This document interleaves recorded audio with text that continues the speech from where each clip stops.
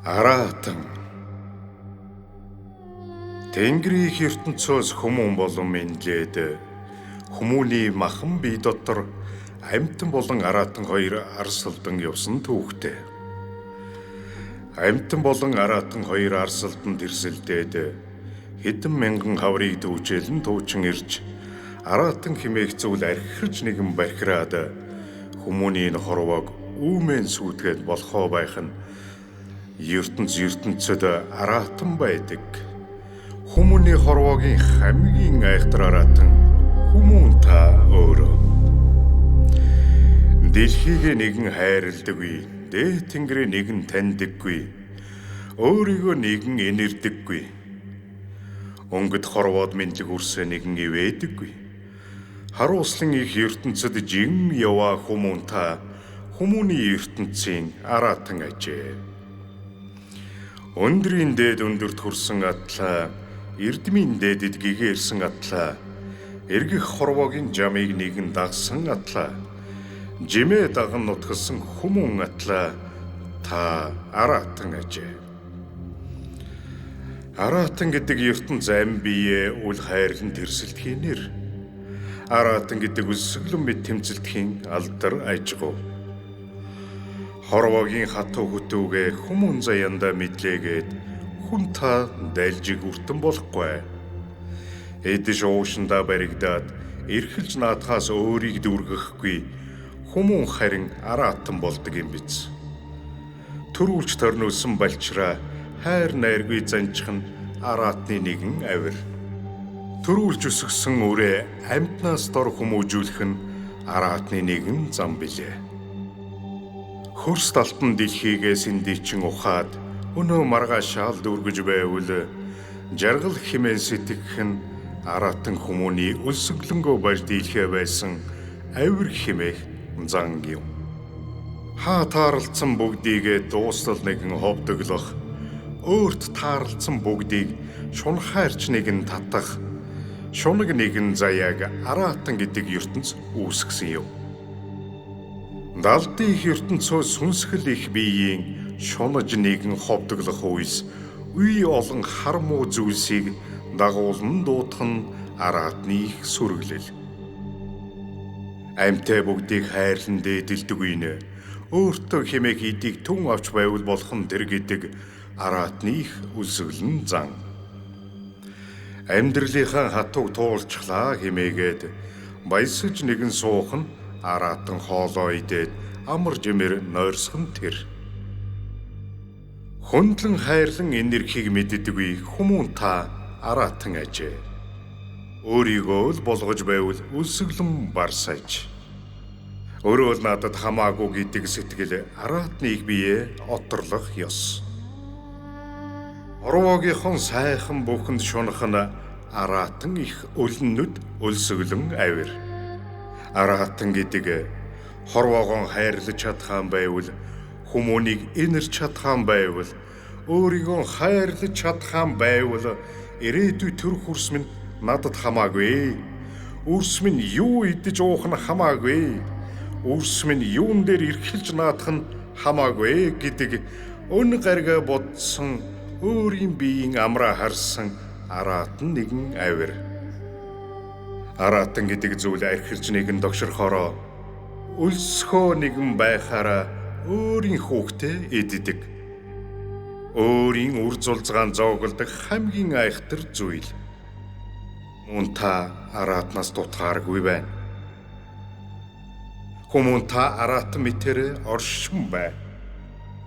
Өөрийнхөө үрсээ мэдлүүлж чадахгүй, мэдлүүлсэн үрсээж хүмүүжүүлэн сургаж дөнгөхгүй, мэдлүүлж төрүүлсэн үрсээ харин газар зоос юм бүгээр худалдаад зоог идээг нь болгуулж нэгэн барьчаад та хүмүүн аратан хоёр юугаар ялгадахыг асуу.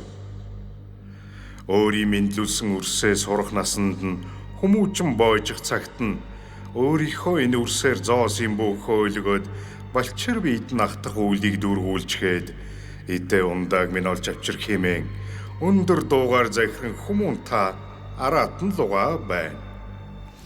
Үрс чинь үлсэн үү? Үрс чинь үлбэрнэ үү?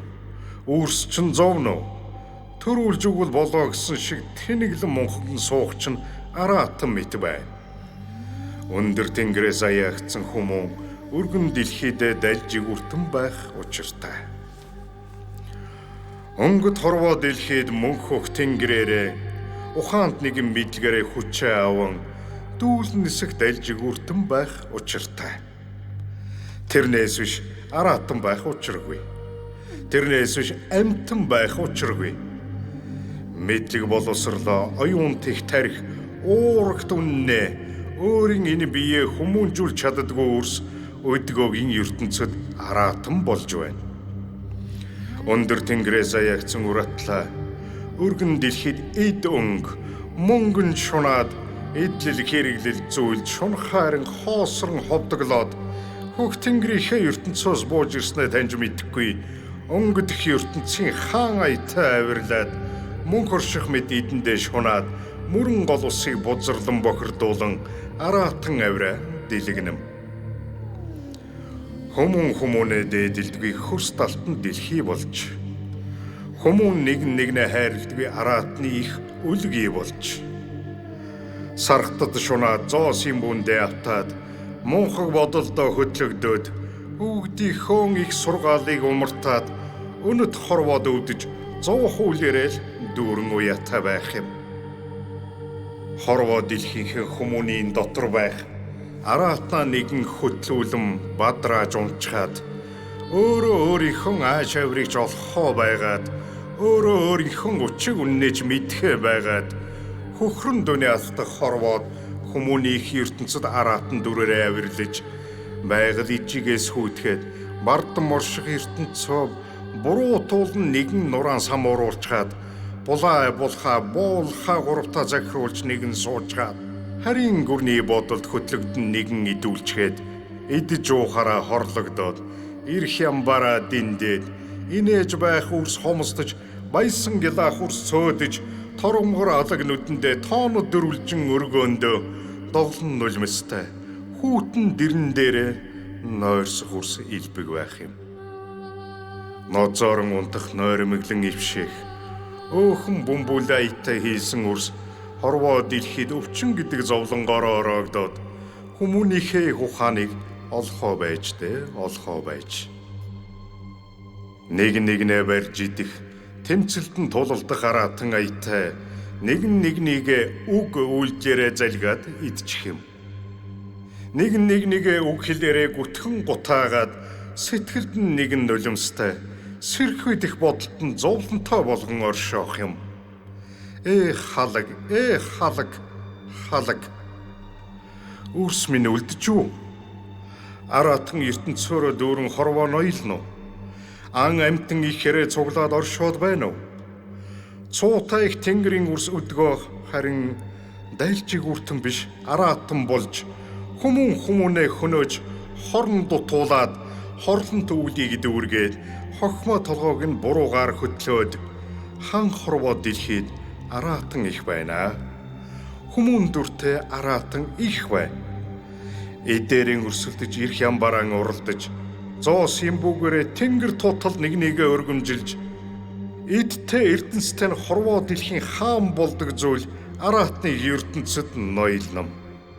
Төрүүлж өгсөн ээжээ, хүмүүжүүлж өгсөн эцгээ, балчир усан амийг нь бүрлэгдэг ертөнц зөвхөн араатны хуйлдал байдаг.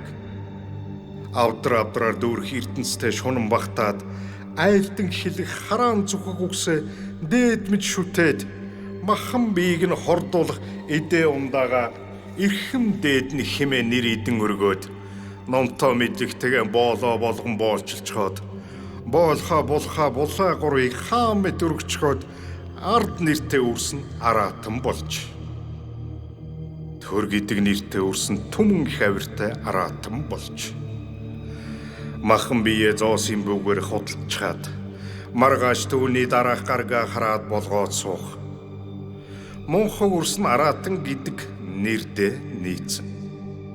Хүмүүн гэдэг инэл биед араатан дайлжиг үртэн хоёр ямагт тэрсэлдэн байдаг. Байгаль ижигээ бохирдуулж хоосолцоход даахгүй зовлондоо тарчилж унаад Далай тэнгисийн сайхныг бохирдуулж өгчхөөд юунд нь тэгж баяснам, юунд нь тэгж жарганам. Хүмүүнээ боолчлох нь аратан хүчтэй нь хүчгүйгээ боолждгийн адил юм. Эх хөөрхий. Хүмүүн бай гэвэл аратан авираасан салж, аратан зөнгөөсөө хаагдсаж, эдээ шүүсэн шунхаарха болж үз. Энэ биеийн жаргал их хөөхө умартаж үз. Шунхаас итгэлээ шулмынхын үүрэнд нь орх. Болохгүйдний эцэж бодлоготой нэгэн хүмүүн алхан орших. Тэр тэнгэрийн их жаягт хүмүүн хүсэл хясал эрдэм мэдлэг оюунаараа тэнгэрөө далавчаад илэн халин дүүлээд хэний ч үл хараан дор тэнгэрийн айсав оршихын сайхнаа мэдэр. Мөг тэнгэр дүүлэн нисэх илэн халин дүүлэх бүргэд бай. Хөтөлж яваа хүмүүн өсгөж яваа үрчин ирээдүй цагт энэ л дэлхий дээр чинь оршин үлдэн шүү дээ.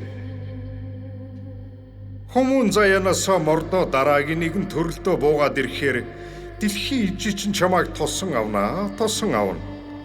Тэр л нийхэмд жайгийн дор цогцолж нэгэн болгоосгүй. Тэр л хүчит их бүргэдийн их сүлдээ сэрэж нэгэн оршдохгүй.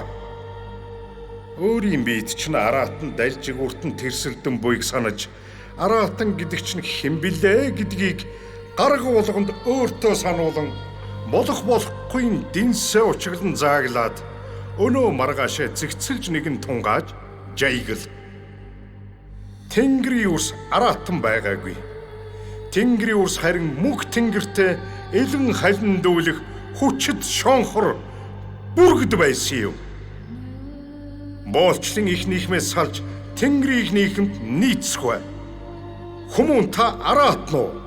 Хүмүүн та дальжигүртнэ үү? Хэн байх, юу хийх, энэ бүхэн таны араатна уу? Дальжигүртнэ гэдгийг хэлж нэгэн өгнөм.